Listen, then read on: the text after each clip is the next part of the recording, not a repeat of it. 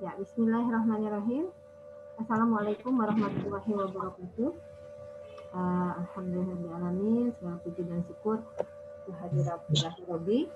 Salawat serta salam semoga terlimpahkan kepada Nabi Muhammad SAW. Hari ini kita pertemuan yang kelima ya, dengan materi keempat, yaitu tentang perencanaan proyek ya. Ini sudah belum materi ini? Belum ya? Ma'ruf? Muhammad Ma'ruf? Sahra udah ada? Iya, Bu. Materi perencanaan proyek belum kan ya? Udah, belum? Ayo lupa. Dianggap aja belum ya. Baik,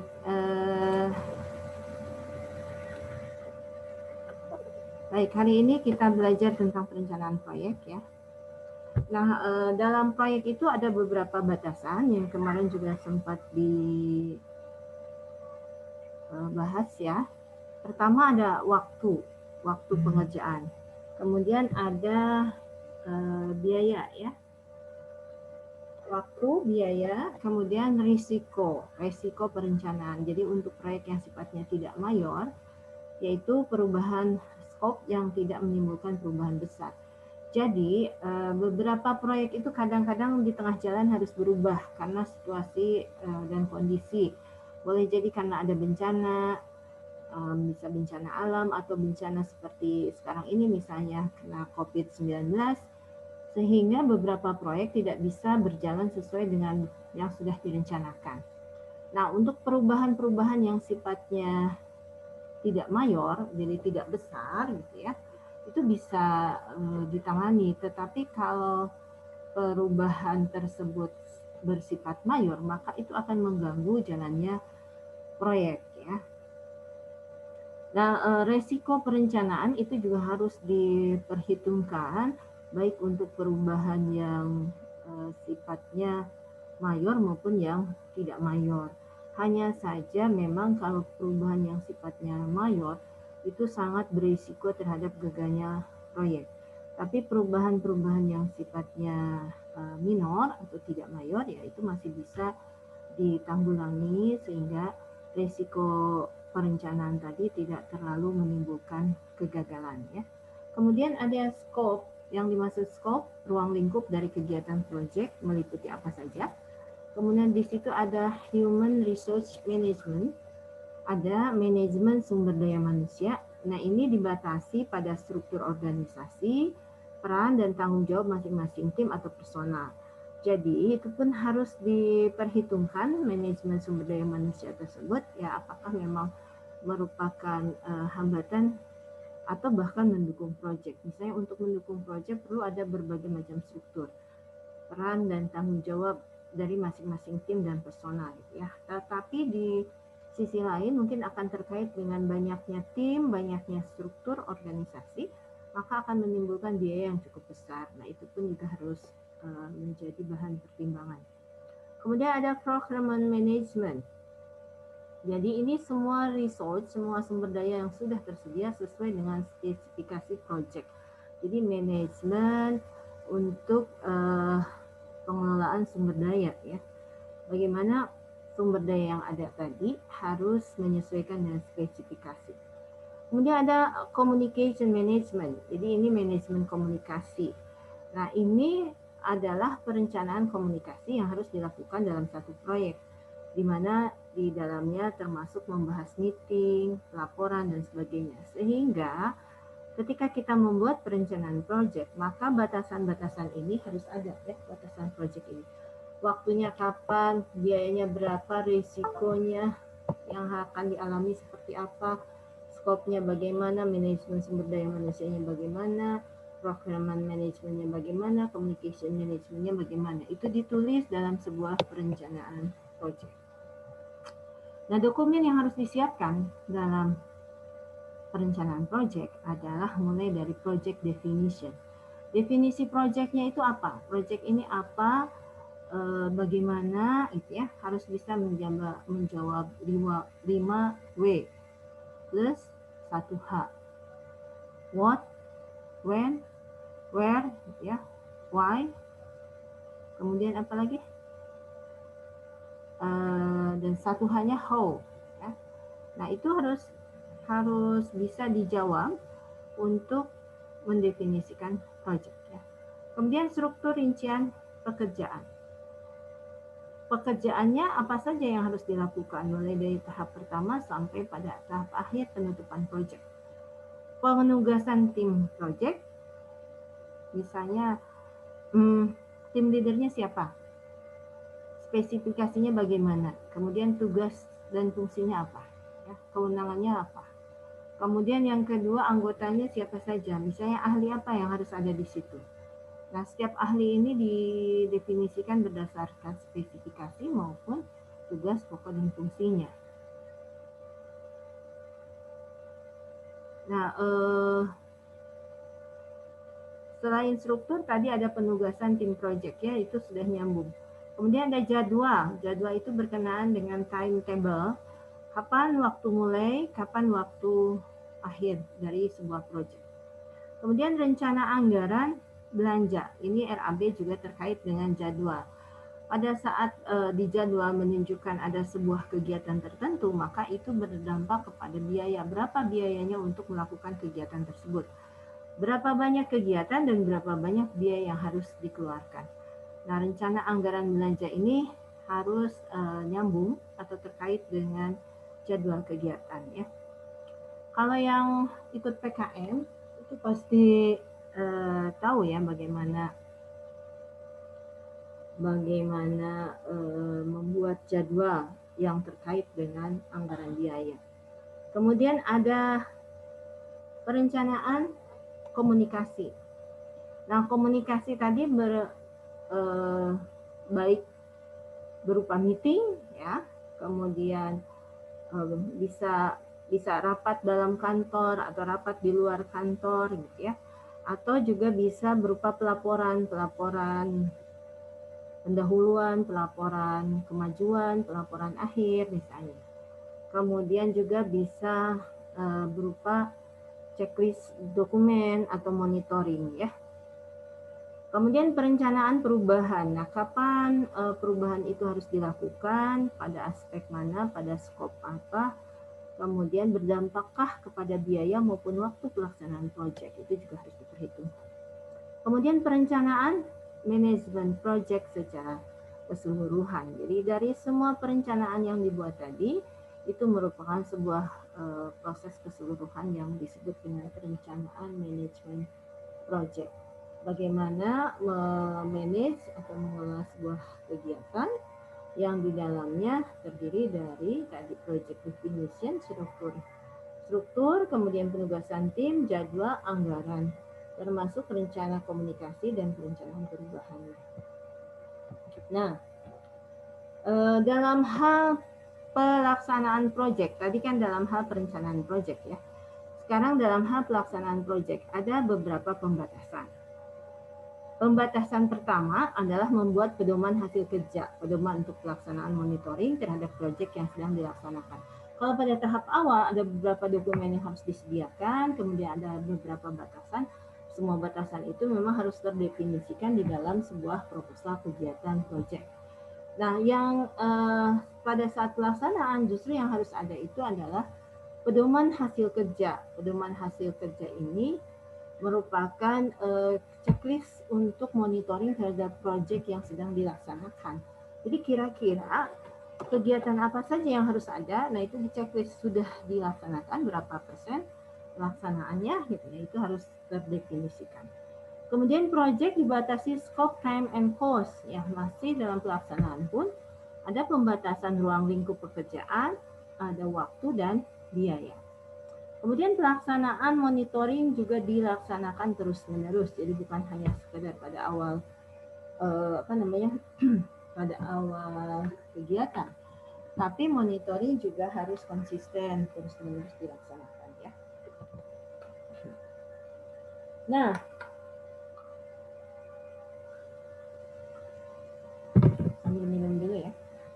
Dokumen yang harus disiapkan adalah work result guideline.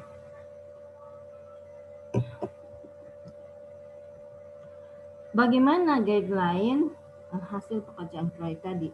Bisa diurutkan berdasarkan jadwal. Kan di situ ada jadwal dan biaya ya. Nah, di jadwal itu, maka di dokumen yang harus disiapkan untuk monitoring pada saat pelaksanaan, itu ada work result guideline. Jadi, kegiatan satu misalnya apa? Kemudian di situ kapan mulainya, kapan akhirnya. Kemudian biaya yang digunakan berapa. Nah, dibuat kolom perencanaannya sama kolom pelaksanaannya. Kalau perencanaan dan pelaksanaan itu sama hasilnya, ya, maka memang efektif. Tapi kalau ternyata hasil yang diperoleh itu jauh melampaui perencanaan, ya,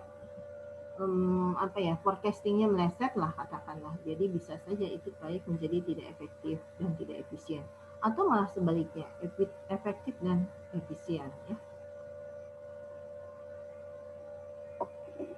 Lanjut, optimalisasi project ya. Optimalisasi itu bagaimana memanfaatkan sumber daya yang ada tadi seoptimal mungkin sesuai dengan yang sudah direncanakan. Misalnya optimalisasi jadwal. Langkah awal melakukan evaluasi jadwal. Apakah susunan jadwal sudah selesai? Apakah ada waktu cadangan? Apakah tidak ada pemborosan resources? Apakah tidak ada pemborosan biaya? Nah, pada saat sebelum jadwal ditetapkan menjadi jadwal yang pasti, maka harus dilakukan evaluasi terlebih dahulu agar jadwal ini bisa optimal ya. Nah, ini tahapannya untuk optimalisasi jadwal. Termasuk di situ ada waktu cadangan. Nah, apakah memang kita mencadangkan waktu pada saat pelaksanaan sehingga kalau terjadi pengunduran waktu kita masih punya space waktu ya, atau range waktu untuk bisa menyelesaikan proyek. Berapa pertimbangan yang perlu dilakukan? Beberapa pertimbangan ya. Pertama, hubungan antara tugas terutama pada jalur kritis. Nah, hubungan antar tugas tadi harus diperhatikan dengan benar. Apalagi pada jalur-jalur kritis ya, itu tidak boleh meleset. Karena beberapa kegiatan tadi kan mensyaratkan selesainya kegiatan yang lain. Atau dua kegiatan harus dilaksanakan dalam satu waktu tertentu. Nah, itu akan berdampak terhadap berbagai hal. Adakah waktu yang harus diundur misalnya, sehingga dalam beberapa pertimbangan yang perlu dilakukan tadi mesti melihat waktu, kemudian constraint atau pemastian pada tugas, kemudian sumber daya beban lebih. Nah, ini semuanya harus dihitung agar apa yang sudah dijadwalkan tadi sudah pasti bisa dilaksanakan. Kemudian memperpendek jadwal. Memperpendek jadwal itu pertama bisa dengan cara pengubahan jalur kritis, yang kedua penambahan log time dan lead time, yang ketiganya bisa pengurangan durasi tugas, penambahan jadwal kerja, sumber daya, kemudian penarikan beban kalender kerja, penambahan jam kerja lembur. Ada pertama adalah perubahan jalur kritis ya. Nah, jalur kritis ini ya, kalau dalam sebuah perencanaan proyek itu bisa dikatakan adanya kegiatan yang dilaksanakan bersama-sama gitu ya. Jadi apakah jalur kritis ini bisa dirubah misalnya untuk memperpendek jadwal.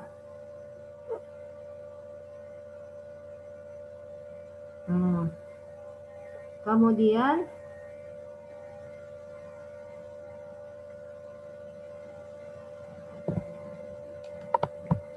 jadi sekali lagi, jalur kritis itu adalah jalur yang memiliki rangkaian komponen-komponen kegiatan dengan total jumlah waktu terlama dan menunjukkan kurun waktu penyelesaian proyek tercepat. Jadi jalur kritis itu bisa dilaksanakan lebih cepat maupun bisa dilaksanakan lebih lambat gitu ya, terlama. Jadi jalur kritis itu terdiri dari rangkaian kegiatan kritis dimulai dari kegiatan pertama sampai kegiatan terakhir ya. Nah, pada kegiatan pertama itu ada yang disebut dengan log time dan ada yang disebut lead time. Harus dicontohkan bentar ya. Saya tidak ada di sini. Sebentar.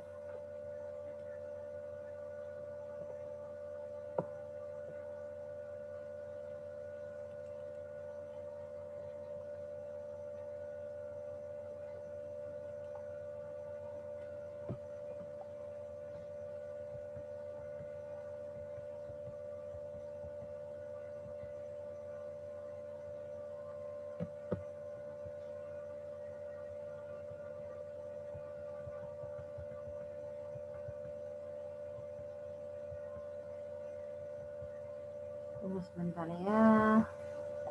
Mana log time, lead time.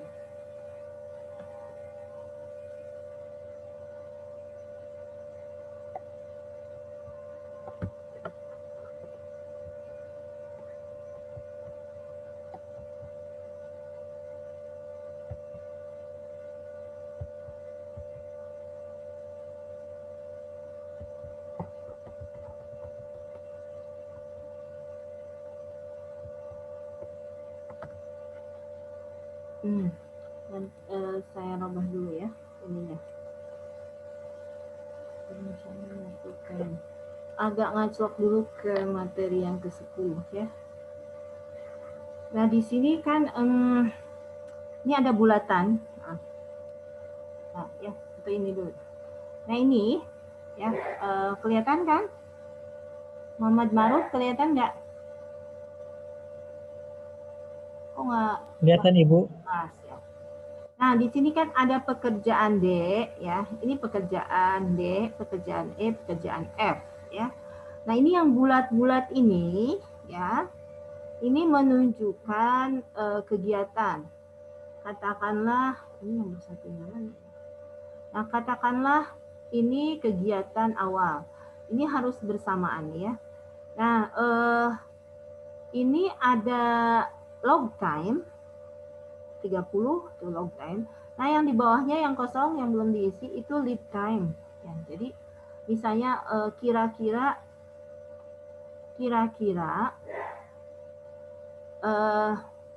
berapa lama kegiatan ini bisa dilaksanakan. Ya. Kalau ada yang waktu tercepat, ada waktu yang terlambat. Misalnya pekerjaan D akan selesai pada waktu 30 ditambah di sini 20.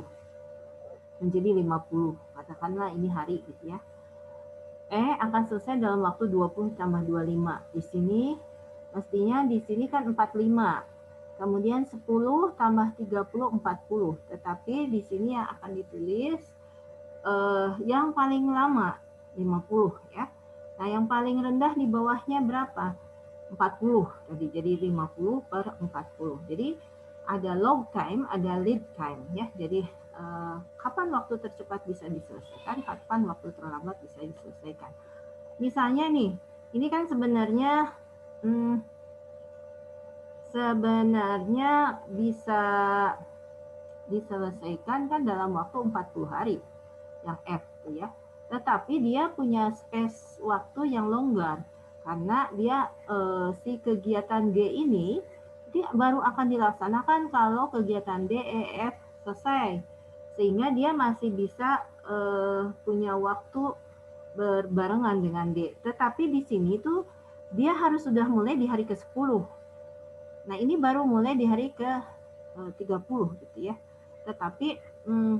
Tetapi bisa untuk yang F misalnya karena longgar di angka 50 penyelesaian si D, maka dia punya waktu 10 hari gitu ya untuk, tapi jangan leha-leha dulu juga gitu. Kalaupun misalnya terjadi hambatan sehingga ada keterlambatan, maka dia punya waktu space 10 hari. Nah, itu contoh ya.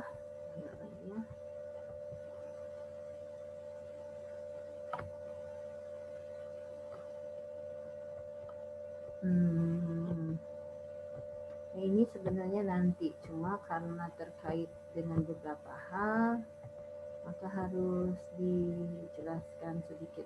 Ya. Nah, seperti ini kan, contoh. Jadi nanti membuat perencanaan tuh seperti ini, kalau menggunakan sistem bisa network planning atau FET ya tadi, bisa FET atau bisa pakai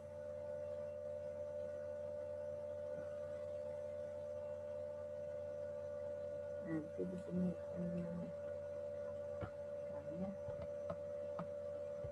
ya memang. Nah, kalau sudah ke sini memang agak sedikit rumit ya, tapi nggak terlalu rumit sebenarnya kalau kita memahami.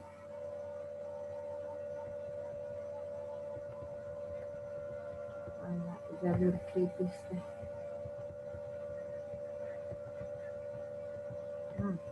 Nah, lintasan kritis atau waktu kritis ya. Jumlah waktu pelaksanaan di dalam satu event yang tidak boleh dilampaui dalam melaksanakan satu rangkaian kegiatan. Apabila waktu pada salah satu event di dalam rangkaian lintasan kritis tersebut ada yang melampaui, maka penyelesaian proyek tersebut dapat dipastikan mengalami keterlambatan dari jadwal. Oleh karena itu, pada lintasan kritis perlu perhatian dan pengawasan yang ekstra ketat. Seperti tadi lintasan kritis itu ya, atau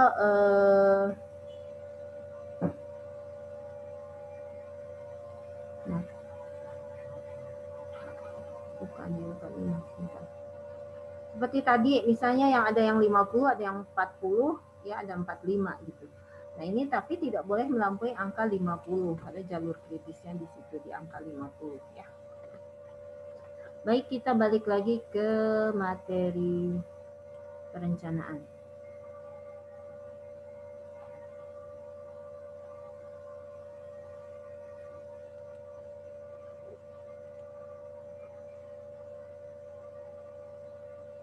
Nah, tadi belum ke pengontrolan ya. Tadi baru optimalisasi.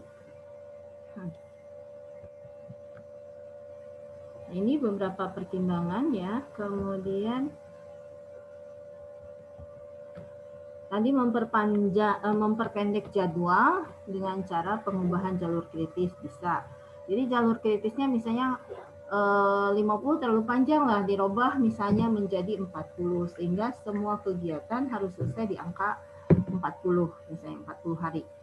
Kemudian penambahan jadwal kerja sumber daya, penaikan beban kalender kerja, penambahan jam kerja lembur. Ini kalau otomatis kalau orang kerja lembur kan lebih cepat pekerjaannya, sehingga dari aspek waktu bisa lebih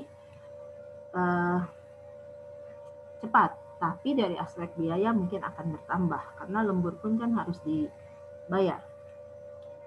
Nah, target kemajuan proyek. Nah, baseline-nya adalah acuan proyek. Jadi ketika kita membuat proyek itu kan ada baseline, kemudian ada target. Baseline itu current posisi saat ini, kondisinya seperti apa, kemudian targetnya bagaimana. Nah, di baseline ini ada acuan proyek, ada scope, ada time, ada cost, yaitu ada panduan perencanaan proyek yang berupa ruang lingkup, biaya, kemudian ada waktu pelaksanaan, waktu penyelesaian pelaksanaan.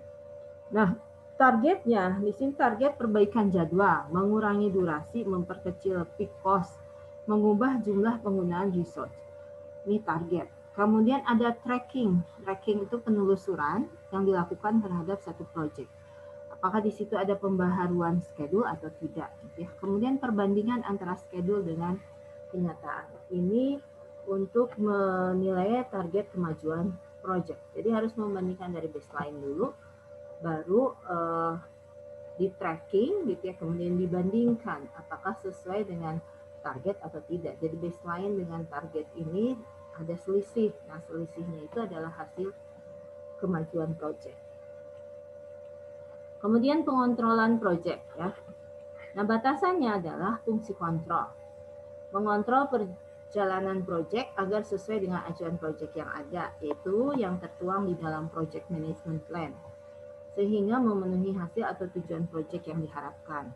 Kemudian fungsi kontrol ini juga dibatasi sama ya batasannya scope, time, and cost. Jadi ruang lingkup, waktu, dan biaya. Kontrol resiko kemudian dibatasi hanya untuk kasus penambahan scope project yang sifatnya tidak major. Kemudian konsekuensi munculnya manajemen perubahan. Implementasi manajemen komunikasi terutama berkenaan dengan permasalahan meeting dan pelaporan. Misalnya meeting diadakan setiap 3 minggu sekali pada hari Senin. Nah, apakah dengan meeting yang 3 minggu sekali tadi, apakah cukup misalnya untuk bisa mengatasi permasalahan-permasalahan di lapangan? Nah, pengontrolan proyek ini memang dalam rangka melihat apakah perencanaan proyek dilaksanakan sesuai atau tidak, atau pelaksanaan itu sudah sesuai dengan perencanaan atau tidak. Gitu ya. Tentu ukurannya fungsi kontrol tadi yaitu scope, time, and cost ya. Jadi scope, time, and cost itu ikut-ikut kemana-mana ya, itu batasan dalam proyek karena lebih banyak proyek itu melihatnya ke sini. Kemudian dokumen yang harus disiapkan. Pertama dokumen project management plan. Jadi dokumen perencanaan proyek ya, manajemen perencanaan proyek. Kemudian ada catatan pertemuan. Kapan saja pertemuan itu dilakukan, di mana, dalam kerangka apa, agenda yang dibahas apa. Kemudian formulir permintaan perubahan kalau memang dirasakan harus adanya perubahan. Daftar permintaan perubahan, nah ini juga sama kalau memang terjadi apa yang di lapangan tadi tidak sesuai dengan apa yang direncanakan gitu sehingga membutuhkan perubahan. Kemudian ada laporan kemajuan proyek, ada tabel penelusuran aktivitas, ada estimasi biaya penyelesaian proyek. Ya misalnya proyek sudah dijalankan 30%. 30% pekerjaan ini menghabiskan biaya berapa persen misalnya ya. Ternyata biayanya jauh melampaui perencanaan misalnya. Nah, karena itulah maka harus ada penelusuran aktivitas. Dengan biaya seperti itu, maka jumlah aktivitasnya harusnya bagaimana? Ruang lingkup yang sudah dijalankan itu bagaimana? Kalau ternyata tidak sesuai, maka harus meminta perubahan proyek. Ya. Perubahan baik perubahan dalam hal biaya maupun perubahan dalam hal waktu, atau bahkan bisa jadi perubahan ruang lingkup. Nah, terakhir adalah penutupan proyek. Penutupan proyek ini batasannya adalah project management plan update. Jadi proses perencanaan manajemen perencanaan proyek ini yang terbaru ya, update terbaru. Kemudian ada outstanding task, tidak ada pekerjaan yang belum diselesaikan. Kemudian ada syarat-syarat administrasi yang harus dipenuhi dalam penutupan sebuah proyek. Membuat laporan pelaksanaan, membuat laporan penyelesaian, membuat berita acara laporan penyelesaian, kemudian membuat berita acara serah terima proyek. Kemudian melakukan pembubaran tim proyek. Karena proyek itu sifatnya sementara, maka ketika selesai proyek itu dilaksanakan, maka harus dibubarkan. Sampai di sini ada yang mau didiskusikan?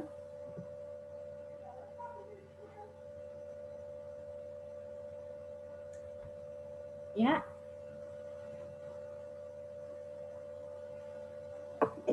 Sudah paham semua? Atau malah bingung?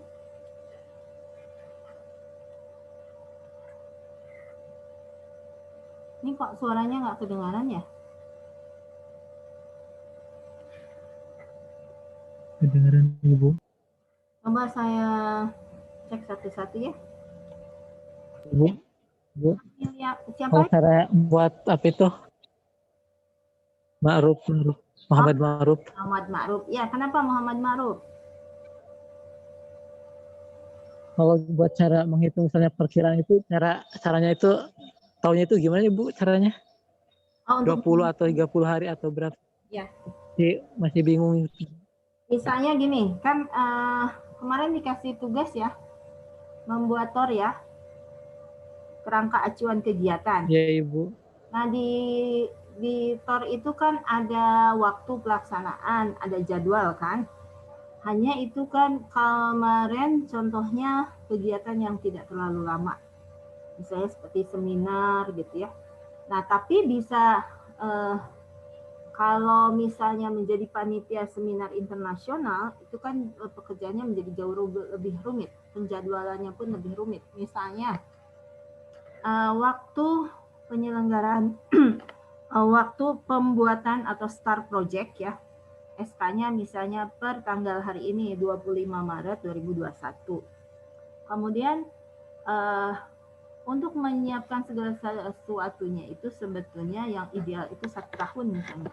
Tapi kita buat dalam 6 bulan.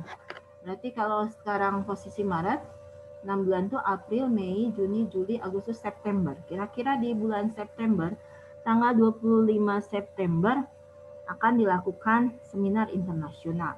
Ya. Berarti penutupan kira-kira lah dibuat di jadwal di awal. Pembukaan proyek tanggal 25 Maret ditandai dengan dokumen SK panitia. Penutupan proyek kira-kira misalnya pelaporan itu 1 minggu setelah pelaksanaan selesai.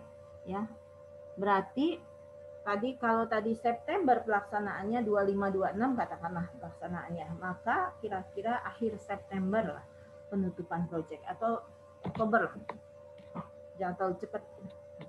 Jadi diperkirakan sendiri, misalnya pekerjaan apa sih kalau mau kita menyelenggarakan seminar internasional? Yang pertama harus ada pembicara.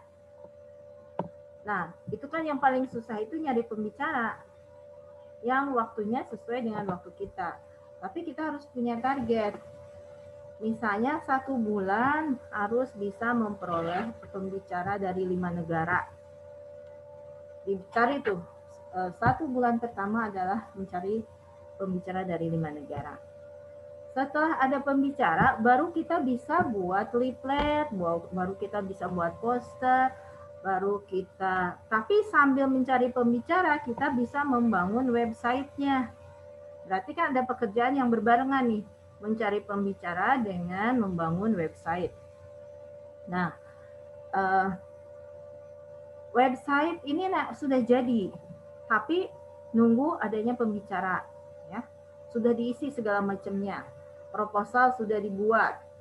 Jadi yang berbarengan, 1 membuat proposal, yang kedua mencari pembicara, yang ketiga membangun web. Nah, ini 3 hal itu harus berbarengan. Mana yang paling cepat misalnya? Yang paling cepat itu adalah membuat web bisa seminggu bisa misalnya ya. Tapi membuat web belum bisa dilakukan, isinya itu belum bisa kalau kita belum ada proposalnya. Berarti proposal dulu, mencari pembicara dulu, proposal dulu, ke web dulu, tetapi waktunya berbarengan. Jadi 3 tadi ya, 3 cabang tadi. Kalau tadi lihat ada bulat kemudian cabang 3. Nah, launching setelah 3 ini jadi baru bisa launching. Launching untuk pengumuman bahwa kita akan melaksanakan seminar internasional. Nah, launching itu launching web, launching brosur, launching poster, gitu kan? Berarti habis. Nah,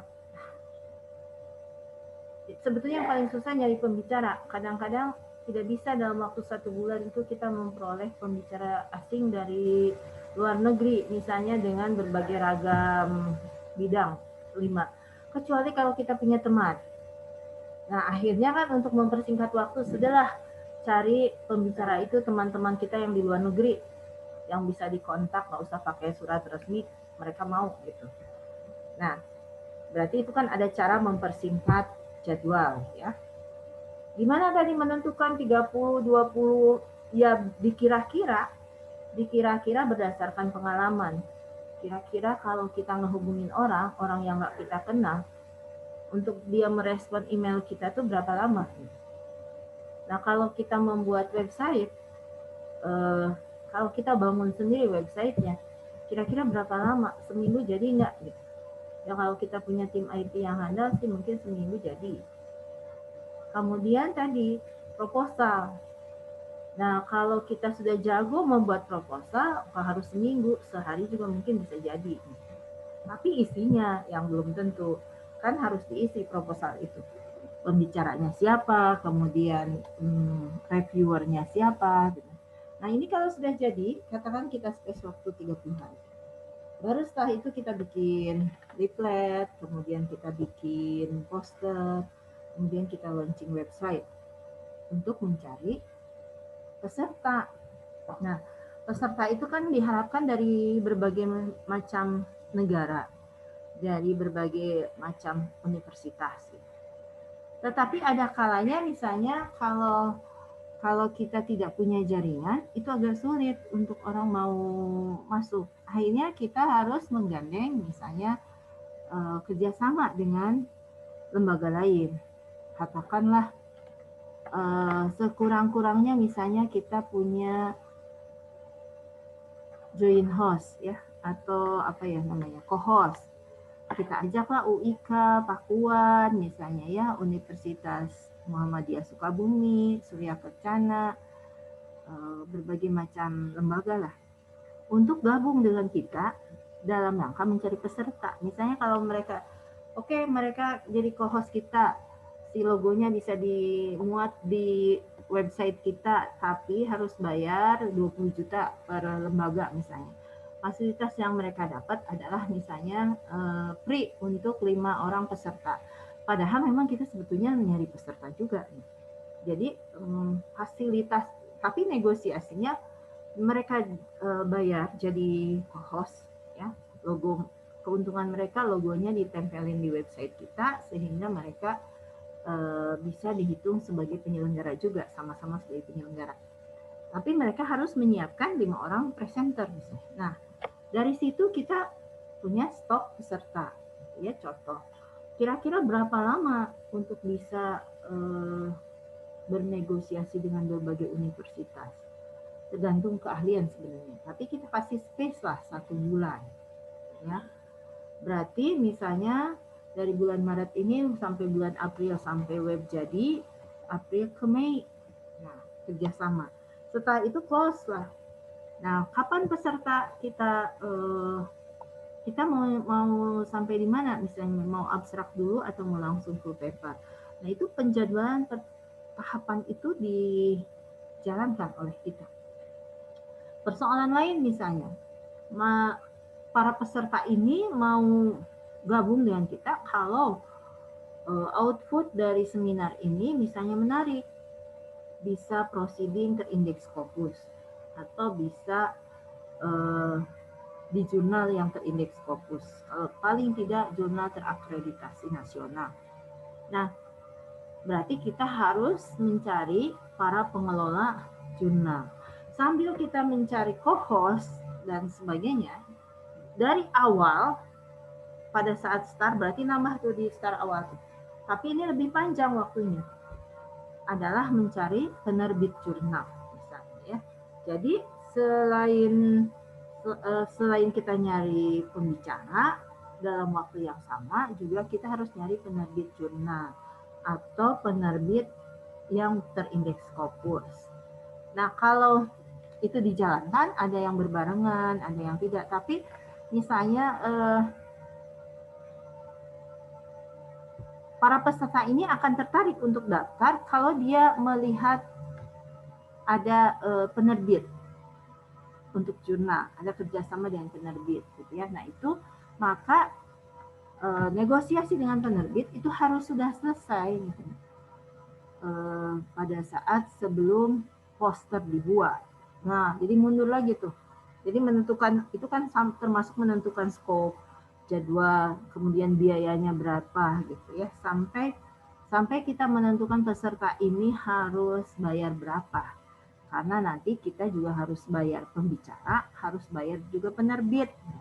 Nah itu kemudian harus bayar reviewer, karena artikel yang masuk kan harus direview. Contohnya seperti itu. Sehingga waktu 6 bulan itu betul-betul harus efektif dijalankan. Gitu ya. Memang tergesa-gesa kalau 6 bulan.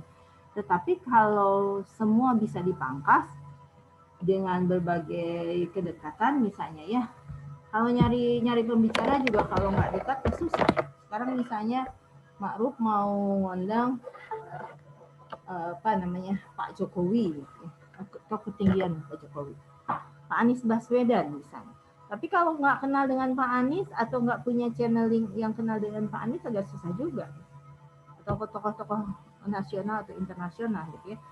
Tapi kalau kita kenal dan sudah teman misalnya, tinggal kontak, mau ya jadi pembicara ini. Oh iya ya, jadwal tanggal sekian gitu. Ya. Nah, tetapi ya seperti itu gitu. Jadi kadang-kadang bisa saja meleset pada waktunya misalnya tidak bisa hadir. Dulu tahun 2017 Ibu menjadi penyelenggara seminar internasional. Salah satu pembicaranya itu dari Wageningen, Belanda gitu ya. Ada 10 pembicara yang di-invite. Ada dari Jepang ya, dari Jepang 2. Kemudian dari Finlandia. Kemudian dari Netherlands ya. Ada dari Malaysia, dari Taiwan, dari berbagai negara lah ya. Nah, si yang dari Wageningen ini begitu mau sudah pesen tiket dan sebagainya ya, begitu mau berangkat tidak bisa berangkat. Kenapa? Karena paspornya itu kurang dari 6 bulan. Sementara peraturan Indonesia kalau paspor kurang dari 6 bulan tidak bisa masuk ke Indonesia. Jadi kalau expire-nya ya, kalau di paspor itu misalnya expire-nya itu bulan Desember katakan 2017, berangkat September, mestinya kan kalau itu kan masih ada waktu gitu ya, belum habis, tetapi peraturan Indonesia harus 6 bulan sebelumnya sudah harus ganti paspor. Nah itu akhirnya dia tidak bisa berangkat. Nah, hal-hal yang seperti itu, nah gimana cara menanganinya? Berarti kan itu ada constraint ya. Misalnya dilakukanlah secara virtual, secara daring. Dulu memang belum terlalu familiar daring gitu, tapi kita sudah menyelenggarakan daring. Dulu bukan pakai Zoom ya, masih modelnya pakai apa ya yang bisa video conference gitu ya. Nah itu seperti itu contohnya ya, Ma'ruf, untuk bisa memperkirakan jadwal dan waktu yang berdasarkan pengalaman diri sendiri atau pengalaman orang lain, termasuk kecakapan yang dimiliki oleh diri sendiri dan orang lain. Ada lagi yang mau bertanya? Gimana Ma'ruf, sudah puas atau masih ada yang mau ditanyakan? Udah Ibu, udah paham. Kemudian yang lain, coba Ibu absen dulu ah. Kamilia Fadila, soalnya ini kameranya nutup semua. Kamilia. Ya Bu, hadir. Hadir, mana kameranya? Kemudian Siti Nur Azizah, ada tuh wajahnya ya. Hadir Ibu. Ya, Novita Maila Safitri. Ya. Hadir Bu. Sahro Saifullah. Muhammad Hadir Bu. Ya, Muhammad Alwi. Hadir Bu. Numas Hasanah. Hadir Bu. Hania Ardiani. Hadir Bu. Raden Dina.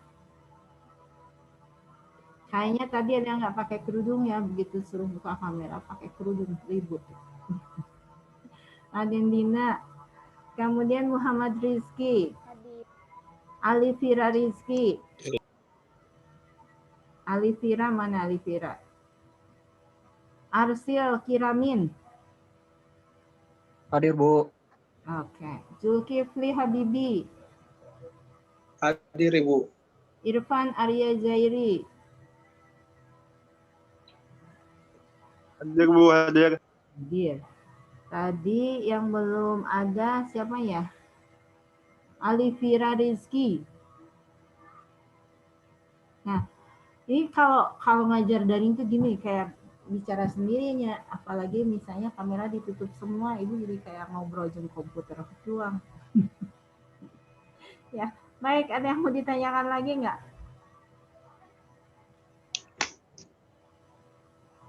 Ada? Kalau nggak ada kita lanjut ya. Kita lanjut.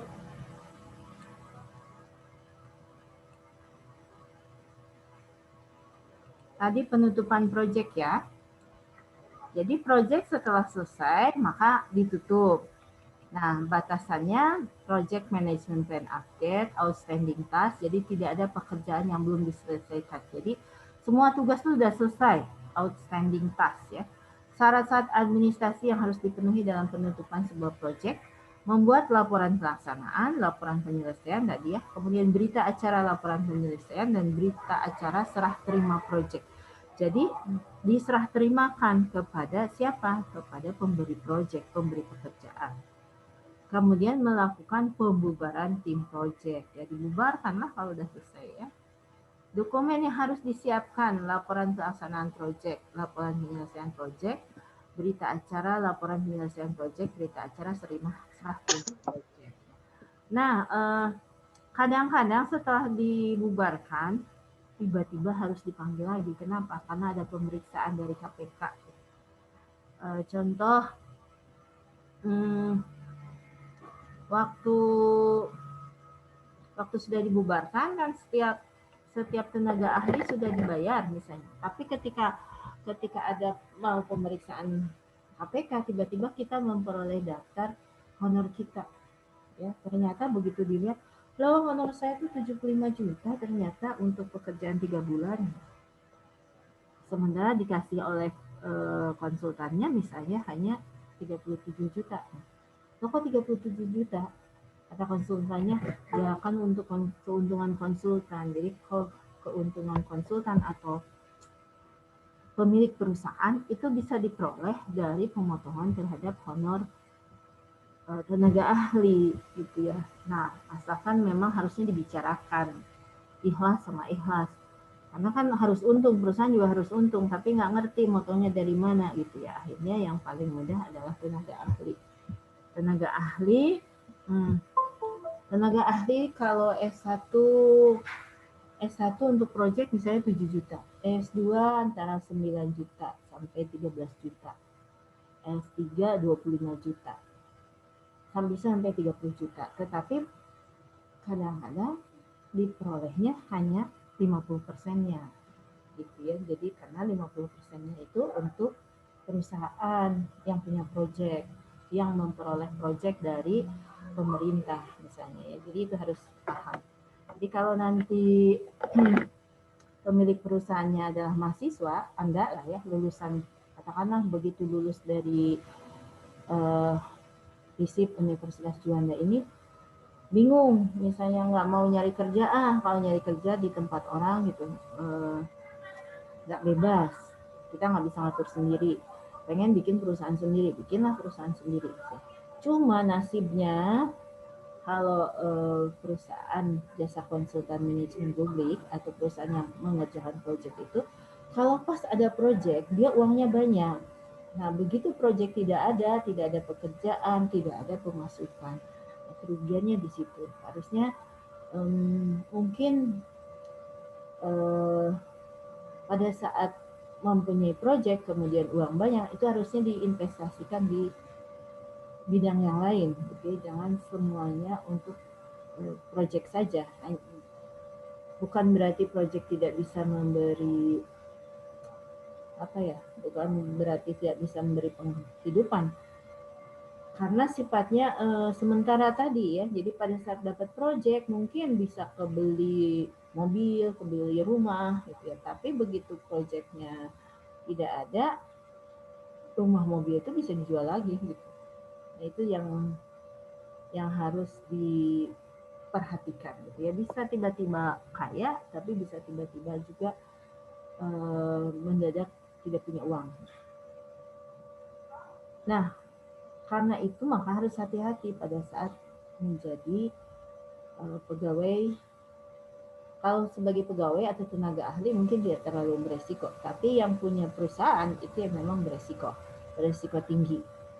Karena membiayai proyek itu harus dengan uang sendiri dulu 30%-nya. Setelah selesai baru bisa diklaim untuk memperoleh bayaran 30%. Ya.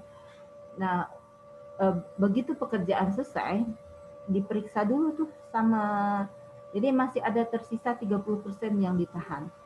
Kalau sudah selesai kemudian sudah oke, pemberi pekerjaan sudah setuju, pekerjaan dinyatakan selesai dengan baik gitu ya, maka 30%-nya baru ditransfer.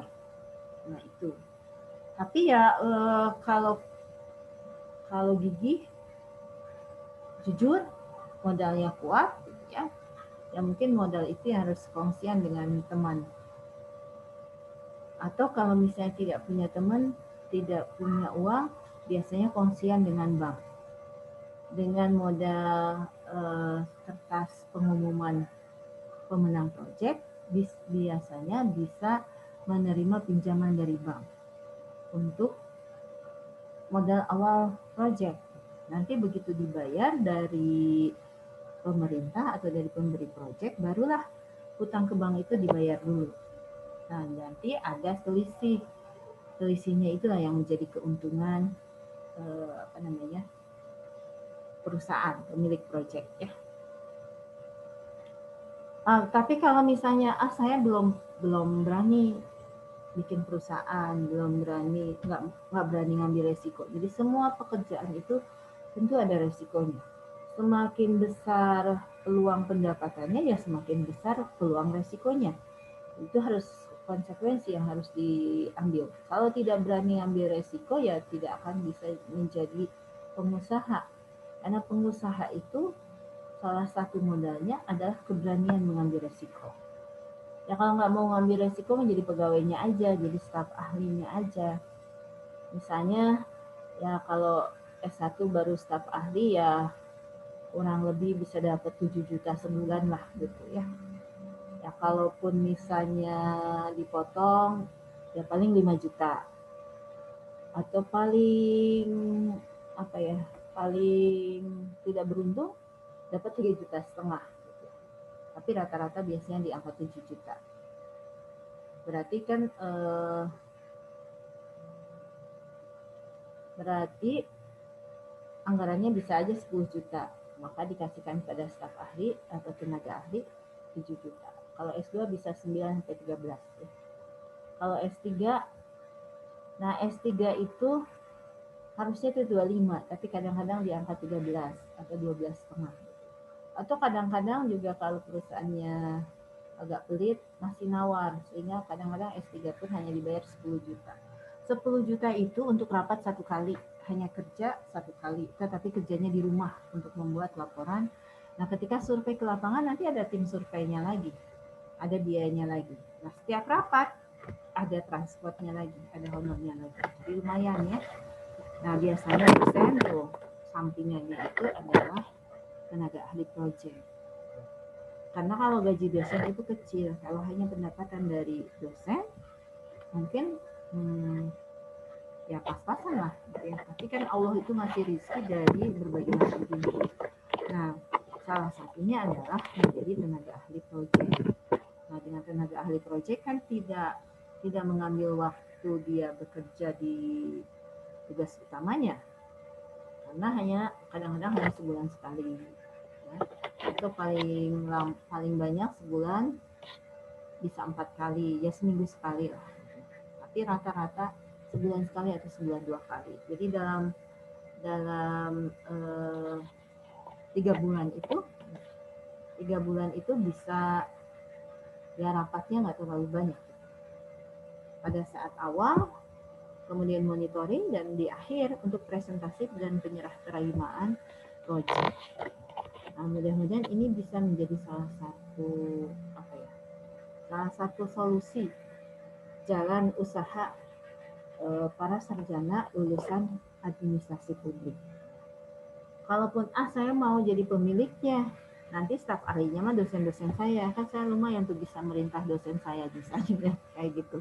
Boleh, bikin aja perusahaan, tinggal datang ke notaris, dibuatkan perusahaan, nanti dengan modal perusahaan tadi, Anda bisa ikut berbagai macam proyek untuk tender. Cuma persoalannya kalau perusahaan baru tidak punya pengalaman kerja, CV-nya masih kosong, yang mungkin untuk beberapa hal pada saat masih baru ini ya kita masih mencari pengalaman, misalnya join dengan perusahaan yang sudah established ya, supaya CV-nya jadi panjang ya, supaya bisa menunjukkan bahwa perusahaan ini capable. Selanjutnya, nah ini ya sudah selesai sampai di sini. Ada yang mau ditanyakan? Ada yang sudah selesai mengerjakan kantornya? Term of reference. Ini kayaknya fix Pak Beri sakit ya. Sudah seminggu nih berarti. Sahro, mana Sahro? Iya, Bu. Ya, ada yang mau ditanyakan? Cukup? Sudah selesai itunya membuat apanya? Membuat tor. Ya, membuat tor? Masih ongoing, Bu, baru sampai PPT. Belum di videoin. Belum di videoin. Ya. Seminggu lagi waktunya ya. Iya, Baik. Bu. Terakhir berarti Kamis depan kan? Kamis depan. Ya. Ada yang mau ditanyakan yang lain? Cukup? Kalau cukup kita cukupkan sampai di sini ya. Mudah-mudahan bisa dipahami untuk dan mudah-mudahan semuanya sehat ya. Dan berdoa supaya segera bisa kembali ke kampus. Ya, sudah cangkel Ibu Ge. Ini tiap 2 minggu sekali kita diperpanjang PSBB terus ya. Jadi di kampus pun hanya boleh 25% pegawai dan dosen. Jadi mahasiswa boleh ke kampus kalau bisa menunjukkan bahwa ada janji dengan dosen yang bersangkutan ya, kalau mau ke kampus. Baik, terima kasih banyak. Kita sama-sama tutup dengan doa kafaratul majlis ya. Subhanakallahumma wa bihamdika asyhadu alla ilaha anta astaghfiruka wa atubu ilaik. Wallahu yaqulul haq wa huwa yahdi sabil. Wassalamualaikum warahmatullahi wabarakatuh. Waalaikumsalam warahmatullahi wabarakatuh. Dan sampai ketemu minggu depan ya.